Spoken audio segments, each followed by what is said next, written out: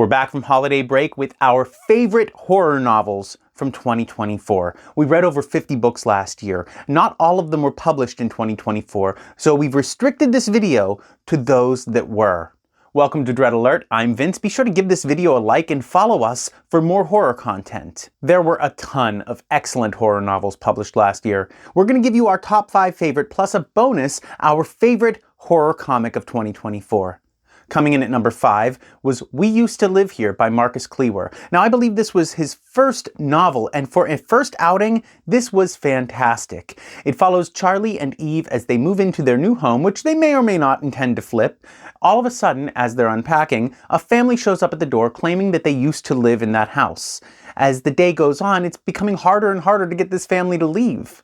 This book explores themes of gaslighting and manipulation, and really makes you question your own sense of sanity by the end. Coming in at number 4 is Horror Movie by Paul Tremblay. This is probably the most experimental book I've read from Paul Tremblay. It merges the format of a screenplay with the traditional prose novel format very, very well. Half of the story follows a group of independent filmmakers as they set off to make this horror film, and the screenplay for that film. The other half of the novel follows a studio remount of the same film.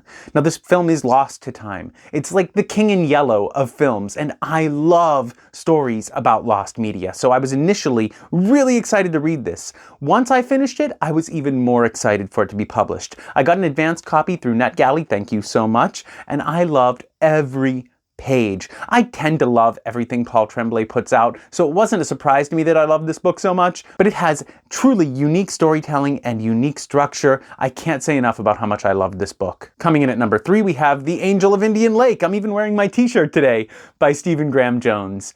It's hard for me to sort of give you a breakdown of this novel because it's the third part in the Indian Lake trilogy. You really should read My Heart is a Chainsaw and Don't Fear the Reaper before even cracking the cover on this one. But it is the conclusion to Jade Daniels' transformation into a final girl. And Stephen Graham Jones is a master of modern horror. This book is fantastic. The whole trilogy is fantastic. It might be my favorite slasher trilogy. It might be my favorite slasher story in general. I really love Don't Fear the Reaper, and this is a fitting conclusion to this trilogy. Coming in at number 2, a book I have previously raved about, and you should absolutely go back and watch that review, Incidents Around the House by Josh Malerman.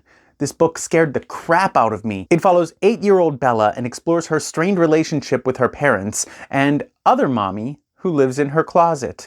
Now, Other Mommy is a wonderful vehicle to explore those childlike fears that we all have, the fear of the dark, the fear of monsters. But when she starts to be noticed by the adults in Bella's life, things get truly disturbing, and the book is very bleak. I was scared by this book. I had to take a couple breaks. My house was dark when I was reading it. It was very uncomfortable. If you're looking for a creepy ghost story, or a creepy monster story, or if you're looking for a book that will make you feel like you did when you were a scared kid, this is the book for you. It's time for our honorable mention, our favorite horror comic for the year, and that has to be Hello Darkness, an anthology book with 5 or so stories per issue, and I think they're on their 7th issue now.